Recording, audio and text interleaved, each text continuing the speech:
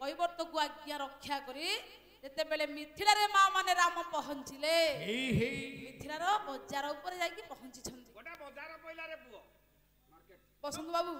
जेमिति आज बाजार रे आज्ञा पाला होची अच्छा सेमति गोटे मार्केट स्वतंत्र पड़ला मिथिला रे जोठी मैथिली थिला आज्ञा जानकी सीता थिले सेठी आज्ञा गोटे बाजार पड़थिला से बाजार शॉर्ट कर दिया भंज कहिले बोले विपणी रे थिला जने भावना कोले दर्शने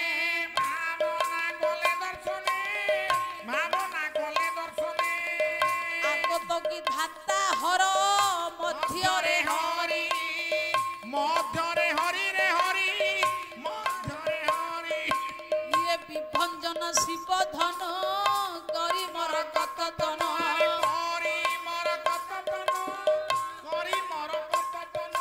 औ विभावे निश्चय सीता जन्मी श्री बस्य रूप रे मानस ये बस्य रूप रे मानस ये विजय अद्भुत राम शुभे घोष भंज कहले विपणी रे थिला जने विपणी कहले बाजार रे जो व्यक्ति माने जो लोक माने सब चल प्रचल करूथिले राम आउ लक्ष्मण आउ विश्वामित्र को देखिले देखि कोन कले बोले आगत की धाता हर मध्य रे हरि माने आगरे जाउथिले पणिते विश्वामित्र मझिरे थिले भगवान राम पछरे थिले लक्ष्मण जेते बेले पछरे लक्ष्मण मझिरे भगवान राम थिले आज्ञा बजारवासी लोक माने कथा ले आगरे जाउछंती तो ब्रह्मा ये पछरे कोन विष्णु पछरे कोन शिव आ मझिरे कोन भगवान विष्णु की ताहाले एई सीता विवाह करिवे यही ताहला आज्ञा मर्कतमणि होई मिथिला को आसी छंदे आज्ञा ए जो शिव धनु को ताहले एई भांगिबे अच्छा ये केमिति भाबिले काहे कि ना मर्कतमणि रो पंडित गोटी गुण अछि बाउंस सहित तार स्पर्श होले ता पब आपे आपे भिटी जीवो माने मर्कतमणि रो पब हां ए बाउंस गछर पब हां जतले लागि जीवो ये मर्कतमणि हां ता गंठीरु सब छाडी छाडी ता माने राम जदि मर्कतमणि हेले ये सीता कोन पुओ आउ रहिबो ना ये शिव धनु आउ रहिबो ये शिव धनु रो पंडित मंडली गंठी आपे आपे भांगी जीवो माने ता गंठी आपे आपे फिटी जीवो ये मरकतमणि राम जते बेले आज्ञा मिथिला रे पहुंची छंते ये शिव धनु आपे भांगिबो विधाता याकू उपस्थित कराइछि सीता को विवाह करिबा पई अरे समय हो गेला रे थरो चलो जीवा चलो चलो की केमिति धनु भांगु छंदी देखिबा हां ओदिरा तो खाइबा आपरे सोय पडिया सकाळु भांगु जा ता माने पंडित राम लक्ष्मण विश्वामित्र एकत्र होई तांको आखड़ाशाला जेउठी पंडित आपणकर समस्त आज्ञा जेउठी अतिथि गृह जोटी सेवायत माने रहंती अतिथि माने रहंती सेई गृह रे पहुंचिला बेलकू एते लोक पंडित आज्ञा थिले जनक काहा को आज्ञा देखिलेनी किंतु आज्ञा भगवान विश्वामित्र राम लक्ष्मण को देखि जनक पंडित आश्चर्य होइले पाछटी नबा को धाई आसिले बंधुर भावना को देखि आग्रह प्रकाश होला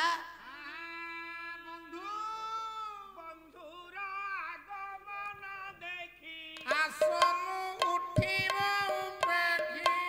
आबे आसीब किछि दूर वचन गाइब मधुर दी बंधु एकत्र हेले अच्छा बंधु को देखिला गोटे बंधु बसिथिले उठी पड़िबो आगमतरे लेखा आइछि हां जदी बंधु आसे की रणपुर रे पहुंची गले हां कोन सुनि देले हां अच्छा गोपालपुर स्टैंड रे ओलेले हां संबंधी आसीबा कथा सुनी हां आ टिके चाला चाला है कि स्टैंड पर्यंत पळे आसीओ अच्छा तापर कोन करिवो आबे आसीबो किछि दूर वचन कहिबो मधुर अच्छा समुद्री नमस्कार अच्छा आ समुद्री आनी घरे भलो अछि संबंधी कथा पचारिबो ताहले पंडित मंडली ये भगवान कर पंडित आज्ञा आगमन प्राप्ति देखि देखंतु आज्ञा केमिति जनक आज्ञा आगे तांको आलोचना करी तांको पाछड़ी नै सम्मान देला बेले मा जानकी पंडित थिले आपणकर अट्टालिका ऊपर राज अट्टालिका ऊपर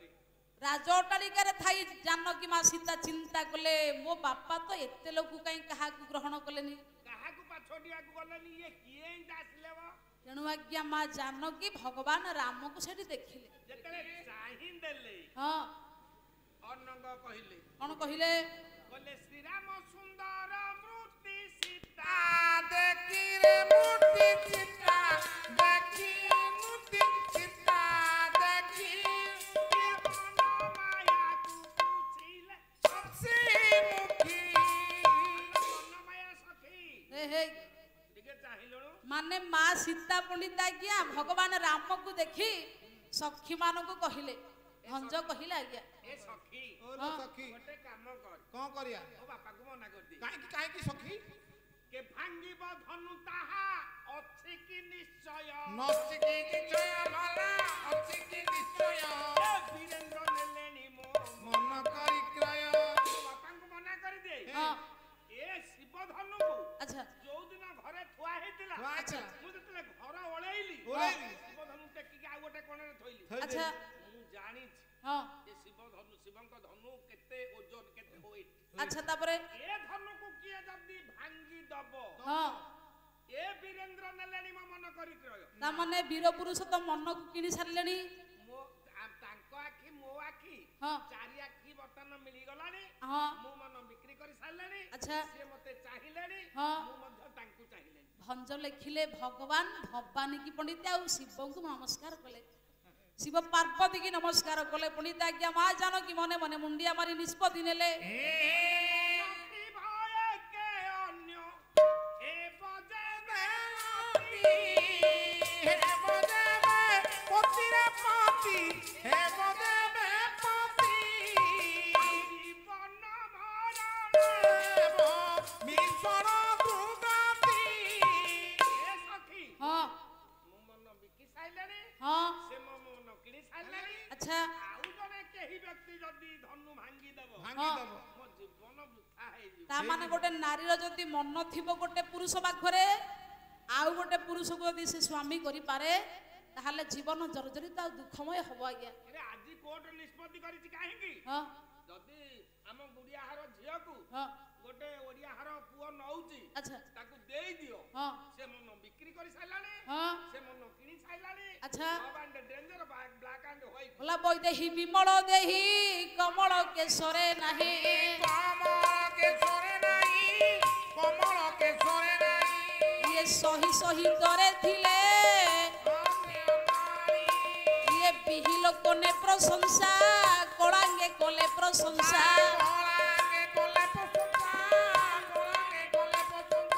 ଇଏ ଗୌର ଗୌରବତୀ ନେତ୍ର ଢାଳି ବାଳା ମନେ ଭାବନା ତ ସେ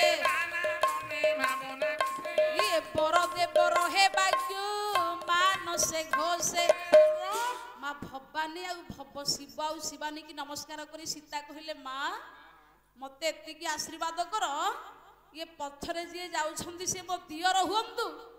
ଆଉ ମଝିରେ ଯିଏ ଯାଉଛନ୍ତି ସେ ମୋ ପର ହୁଅନ୍ତୁ ତେଣୁ ମୋ ସ୍ୱାମୀ ହୁଅନ୍ତୁ ମଝି ଜଣଙ୍କ ଆଉ ପଛଣଙ୍କ ମୋ ଦେବର ହୁଅନ୍ତୁ ମା ଏତିକି ମତେ ଦୟା କରେ ଆଉ ସାହାଯ୍ୟ କରେ। ହେ ମୋର ପଣ୍ଡିତ ଏତେବେଳେ ମା ଜାନକୀ ଏତେକ ନିଷ୍ପତ୍ତି ନେଲେ ସେଦିନ ପଣ୍ଡିତ ଜନକ ପଣ୍ଡିତ ଆଉ ଏପଟେ ଭଗବାନ ରାମ ଆଉ ବିଶ୍ୱାମିତ୍ର ଲକ୍ଷ୍ମଣକୁ ପାଛୋଟି ନେଇଗଲେ। ବନ୍ଧୁ ବନ୍ଧୁ ପଚାରିଲେ ତମ ପାଖରେ ଦି ଜଣ କିଏ ସେ? ତମକୁ ତ ଆମେ ନିମନ୍ତ୍ରଣ କାର୍ଡ ଦେଇଥିଲୁ ହଁ ତମେ ଏକୁଟିଆ ଆସିବା କଥା ଏକୁଟିଆ ଆସିବା କଥା ଆଚ୍ଛା ଏଇ ଭୋଜି ଖାଇବାକୁ ଏଇ ତମ ପଛରେ ଲାଞ୍ଜ ଜଡିକ କିଏ ତମେ ଜାଣିନା ଆଙ୍କ ବଳ ଆଚ୍ଛା ଏମାନେ ତ ବିନା ଟିକିଟିଆ ବିନା ନିମନ୍ତ୍ରଣିଆ କୁଆଡେ ଆଡେ ହିନ୍ଦି ଇଏ ଦଶରଥଙ୍କର ବିଶ୍ୱାମିତ୍ର ସେଇଠି କହିଲେ ହେଇ ହେଇ ହେଇ କହିଲେ ବଲଗିଲେ ମୁନି ତୋରି ତ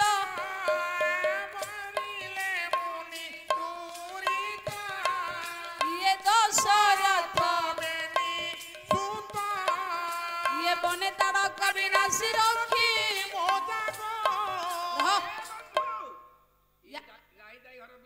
ୟାଙ୍କ ଶକ୍ତିଟା ଶୁଣ ସୂର୍ଯ୍ୟବଂଶ ରାଜା ହେଲେ ଦଶରଥ ହଁ ତାଙ୍କର ଇଏ ଯୋଡିଏ ପୁଅ ଗୋଟିଏ ରାମ ଆଉ ଗୋଟିଏ ଲକ୍ଷ୍ମଣ ହଁ